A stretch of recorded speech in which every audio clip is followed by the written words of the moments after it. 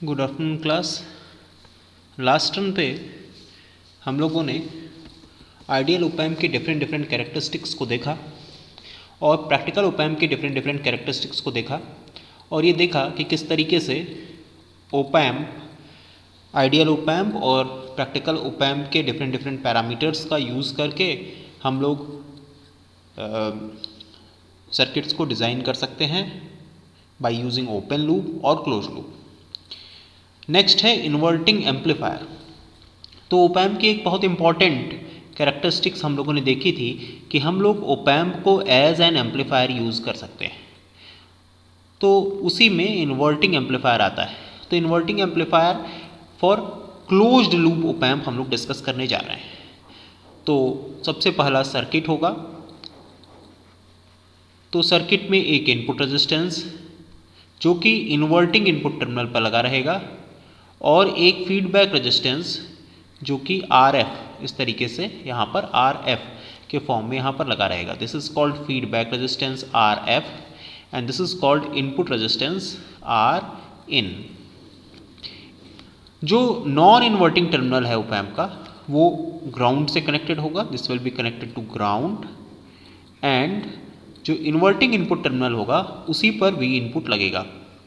तो V input जो है वो एक रेजिस्टेंस इनपुट रेजिस्टेंस Rin के थ्रू इनपुट इन्वर्टिंग टर्मिनल पर लगेगा और RF एक फीडबैक रेजिस्टेंस होगा जो कि इन्वर्टिंग इनपुट टर्मिनल और आउटपुट के बीच में कनेक्टेड रहेगा।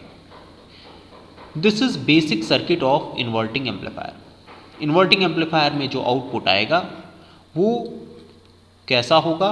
ऑब्वियसली आउटपुट भी इन्वर्टेड होगा, मतलब ये किसी गेन से मल्टीप्लाई हो रहा होगा। इस गेन को अगर हम लोगों ने A मान लिया, ठीक है, और ये A इंटू V इनपुट होगा। हम लोग यहाँ पर क्लोज लूप सर्किट का इस्तेमाल या फिर क्लोज लूप सर्किट का यूज़ इसलिए करते हैं क्योंकि ये A जो होगा that will be function of R1 and R2। Means ये जो डिफरेंट डिफरेंट फंक्शंस हम लोग यूज़ कर रहे हैं RF और Rin का एक फंक्शन होगा। इसका मतलब अगर मैं RF और Rin को चेंज करके फिक्स कर दिया, तो एक पर्टिकुलर वैल्यू फिक्स कर दिया, तो हम इसे फिक्स कर सकते हैं, we can make it fix.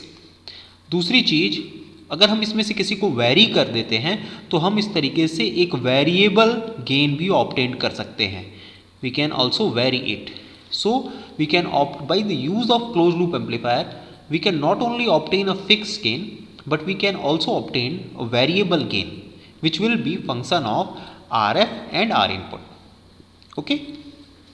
फिर इनपुट वोल्टेज, ये माइनस साइन क्या सिग्निफाई करता है? दिस नेगेटिव साइन सिग्निफाई कि जो भी इनपुट आएगा, जो भी आउटपुट आएगा वो फेज डिफरेंस होगा उसका इनपुट के साथ 180 डिग्री पर। इसका मतलब ये है कि अगर इनपुट वोल्टेज अगर पॉजिटिव में होगा, if V in is positive, V in अगर पॉजिटिव में है तो V आउटपुट क्या रिजल्ट करेगा? This will result V output to be negative.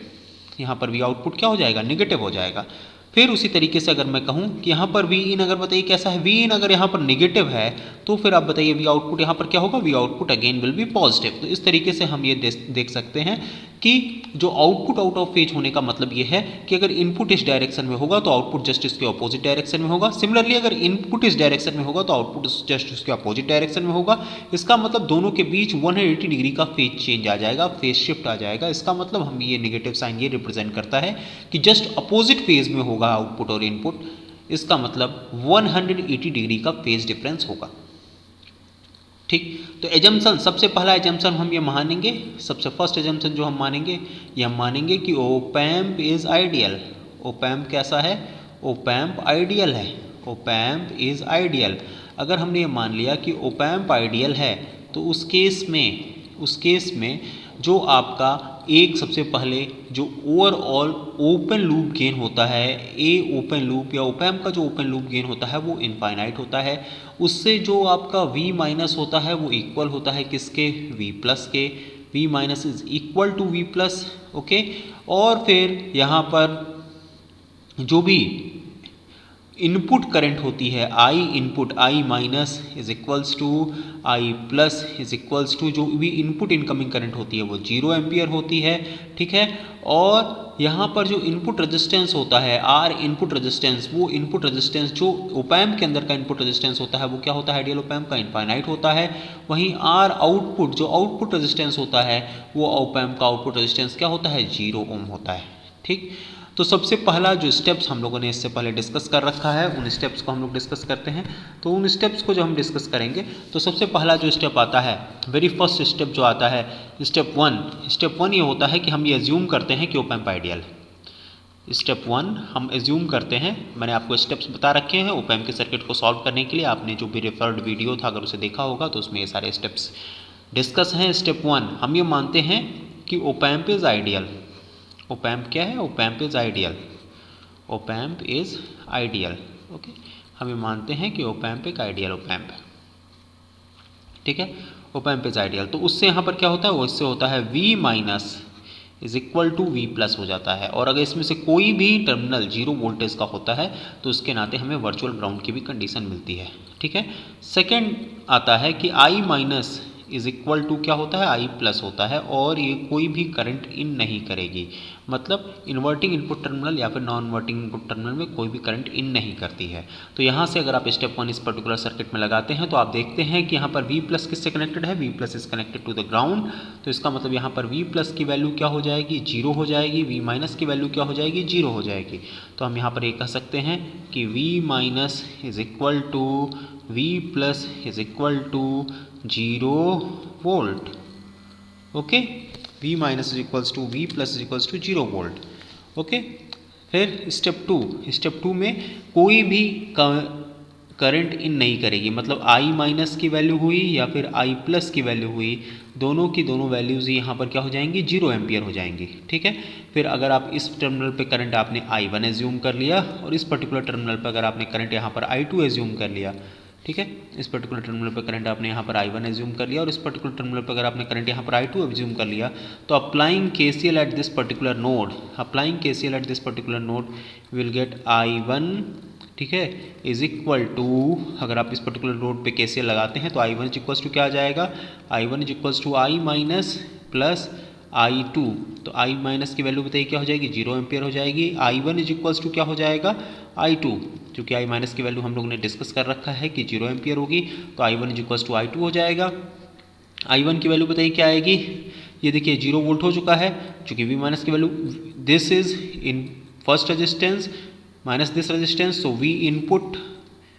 V input minus 0 divided by R input, ये हो जाएगा आपका क्या, I1 की वैल्यू। वहीं I2 की वैल्यू बताइए क्या हो जाएगी, this will B 0 voltage and this will B output, so 0 minus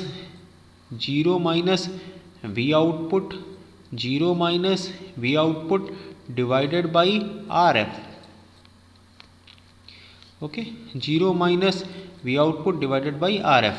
so इस तरीके से यहाँ पर आ जाएगा, ठीक। सो आपका V output is equals to बताइए क्या आ जाएगा, V output is equals to हो जाएगा, V output is equals to हो जाएगा minus of RF divided by R input into V input, okay. And this RF by R input will result gain, ये किसको रिप्रेजेंट करेगा, gain को represent करेगा। और गेन की वैल्यू बताइए यहाँ पर क्या हो जाएगी, minus of RF by R input. तो इस तरीके से ये आपका है इन्वर्टिंग एम्पलीफायर, जहाँ पर कि अगर हम लोग RF की वैल्यू को -10 कंसिडर कर लिए और R इनपुट की वैल्यू को अगर हमने यहाँ पर क्या कंसिडर कर लिया, 1 किलो ओम कंसिडर कर लिया, तो गेन की वैल्यू बताइए क्या हो जाएगी, -10 हो जाएगी, ठीक।